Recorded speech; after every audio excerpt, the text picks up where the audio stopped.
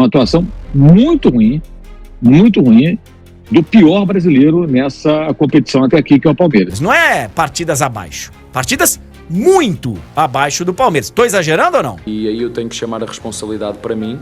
O Abel tá devendo. Seja bem-vindo ao canal Mira do Esporte. Desabafo de Abel Ferreira após jogo do Palmeiras contra o Inter Miami vem dando o que falar. Mesmo empatando, o Palmeiras corria o risco de ainda ficar em segundo ou até mesmo ser eliminado do Mundial de Clube. Mas o Porto não fez o dever de casa e deixou o Verdão onde estava mesmo. Abel Ferreira contou detalhes positivos de seu time em nunca desistir, mas que assume a responsabilidade pelo jogo bem abaixo do Palmeiras. E como de costume, a imprensa não perdoa e dessa vez eles tinham um pouco de razão. De fato, o Palmeiras, que tinha mostrado um bom futebol até então, deixou o nervosismo tomar conta e poderia ir embora para casa cedo. Já se inscreva no canal, deixa seu like e bora pro vídeo. O Palmeiras é o pior brasileiro do Mundial, hoje escapou de um vexame, perder para o Inter Miami seria um vexame, tá? É um time do futebol recreativo aqui dos Estados Unidos, uma liga em que você vê os gols, vê as jogadas, um jogo solto, sem muita marcação, sem tanta intensidade, é um paraíso para jogadores de final de carreira que querem apenas desfilar talento, caso de Messi, Suárez e alguns outros, e o Palmeiras poderia ter tomado até mais curto, né? O Inter Miami teve chance clara, desperdiçada, poderia ter feito 2-3-0 e empatou ali, suando sangue, capinando sentado, sofrendo para empatar, a torcida ali numa angústia danada contra uma equipe que, sinceramente, não tem o menor sentido. Alguém dirá, não, mas o time reagiu.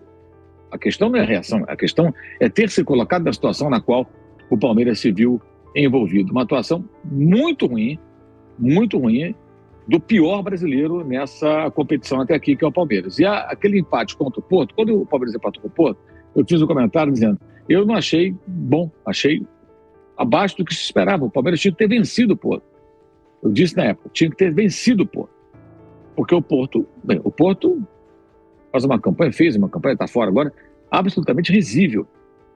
E pelo fato de ser um time europeu, houve uma certa valorização, mas ali teve tudo para ganhar e não ganhou. Não jogou mal, mas não ganhou, não aproveitou. E aí ganha do Al-Ahly com um gol contra, depois um gol do Flá, e hoje esse sofrimento todo contra o Inter Miami. Uma vergonha. A atuação do Palmeiras foi uma vergonha. Um negócio muito constrangedor, um 2-2 arrancado ali a forceps contra uma equipe muito inferior e correndo sério risco de eliminação em dado momento. E empatou com uma assistência do Perdigão do Miami, né? Vocês viram lá o Perdigão? O cara cabeceou a bola no pé do Maurício. O sujeito botou uma bola aérea e cabeceou no pé do adversário. O Maurício encheu o pé, livre de marcação, empatou o jogo, salvando o Palmeiras de uma derrota que o empurraria na direção do PSG. Realmente foi assim, uma atuação muito ruim. O Abel tá devendo. Ele está devendo no seguinte aspecto. Isso eu não estou falando para o Abel não renovar o contrato, não ir até o final de 27, não ser o melhor técnico que trabalha no futebol brasileiro, mas ele está devendo há algum tempo, desde a temporada passada. Nessa temporada, mais ainda. Está devendo em termos de estratégia de jogo, para jogos. Isso pode mudar a partir do mata-mata com o Botafogo. Aliás, é um grande desafio para ele, porque ele está devendo, inclusive, em duelos com o Botafogo, né? Então, quando o Danilo fala é um alento, é mais uma esperança do que uma certeza. Porque ele tem deixado a desejar em termos de estratégia. E não só contra o Inter Miami, não. Nos 3 jogos do Mundial, no jogo contra o Flamengo, no jogo contra o Cruzeiro, no jogo contra o Corinthians, nos mata-matas do ano passado.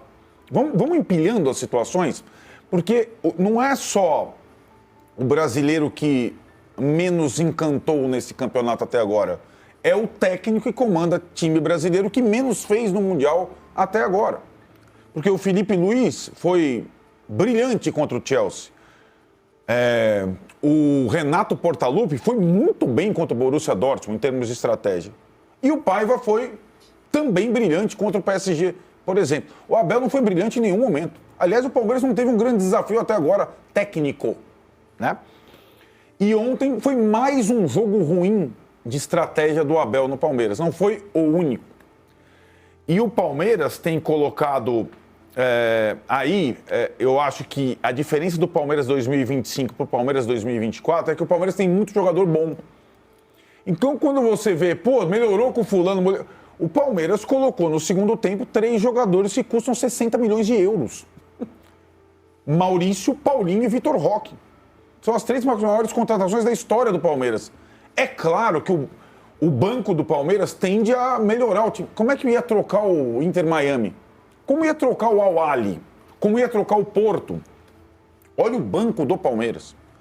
E muito por conta dos jogadores, das individualidades, o Palmeiras no Mundial melhorou no segundo tempo contra o Porto, melhorou no segundo tempo contra o Al Ahly, melhorou no segundo tempo contra o Inter Miami, tendo jogado mal os 3 primeiros tempos. Não sei se o Danilo concorda comigo. Jogou mal os 3 primeiros tempos. Foi no sufoco.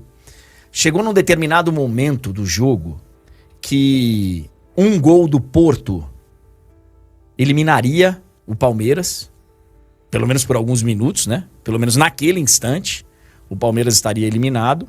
O Palmeiras que entrou em campo precisando de um empate para ser primeiro colocado. Para ser o primeiro colocado do seu grupo. E toma 2-0, e jogando muito abaixo, dando muito espaço. O Inter Miami com espaço, cara, e o Inter Miami colocou uma correria.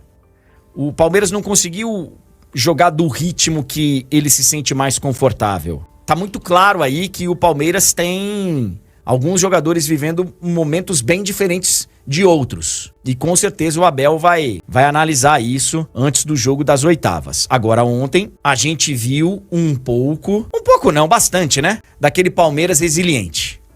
Daquele Palmeiras que muitas vezes você tá olhando pro jogo, você tá vendo a situação indo, sabe, por um caminho muito complicado e de alguma forma ele encontra. Assim, ó, dá pra colocar a atuação de ontem numa seleta lista de partidas muito abaixo do Palmeiras. Não é partidas abaixo, partidas muito abaixo do Palmeiras. Tô exagerando ou não? O Inter Miami superou expectativas. Um clube mais parecido com um time de exibição de amigos do Messi vem dando trabalho no Mundial de Clubes e por pouco não complicou ainda mais a trajetória do Verdão. Mas Abel Ferreira em coletiva explicou um pouco sobre essa péssima atuação do Palmeiras que ainda sofre com os primeiros tempos de seus jogos. Nós não conseguimos condicionar o nosso adversário, nós permitimos que o nosso adversário ficasse com bola, o que nos frustrou e nos desgastou. E aí eu tenho que chamar a responsabilidade para mim. E mais que tudo, a responsabilidade é minha nesse quesito. E na primeira parte não ajudei os meus jogadores. Na segunda parte fizemos o ajuste tático que tínhamos que fazer. Mesmo apesar de ter sofrido o golo da forma que foi. E que nos atirou abaixo um pouquinho. A verdade é que esta equipa tem algo que eu particularmente gosto, que é nunca desiste. Never give in, luta sempre até ao fim, e a verdade é que no último lance do jogo podíamos ter ganho, mas também tenho que ser muito sincero e seria injusto por aquilo tudo que o Miami fez durante o jogo, pelo controle de bola que teve, pela paciência, pelo desgaste, porque não nos deixou pressionar. Sinceramente não seria justo a nós ganharmos este jogo e resumo nisto. A primeira parte o treinador não ajudou os jogadores, na segunda parte fizemos os ajustes que tínhamos que fazer e fomos em busca daquilo que era o nosso primeiro objetivo, que era passar em primeiro, e isso foi conseguido. Ninguém dos que estavam amarelados, ninguém levou amarelo, portanto temos aí uma próxima fase em primeiro. É bom para o clube, é bom para os jogadores, é bom para todos. Agora é recuperar, porque hoje levamos um valente susto. Uma coisa é jogar para ganhar, outra coisa é jogar para jogar bonito. Eu jogo para ganhar, entendem? Eu jogo para ganhar, para eficiência, e há jogos que os adversários nos condicionam mais, porque isto é como uma dança. Para haver um bom jogo é preciso haver um bom par. Quando o adversário te aperta e te pressiona, se calhar o jogo não vai ser tão fluido como ainda hoje vocês viram o Miami fez na primeira parte. Porquê? Porquê que o Miami conseguiu ter o controle do jogo? Porque nós não conseguimos pressionar. Nós não tivemos timings de pressão. O nosso ajuste tático naquilo que tinha a ver com o que o treinador pediu, não conseguimos. E quando o adversário nos condiciona, o jogo não vai ser muito bonito, vai ser disputado e competitivo. Galera, tenham a certeza de uma coisa, vai ser impossível fazermos pior que o que fizemos na primeira parte. Então a tendência agora é melhorar. Fizemos o ajuste que tínhamos a fazer e felizmente com a crença de todos conseguimos empatar o jogo e, na minha opinião, um resultado justo por aquilo que foi os 90 minutos.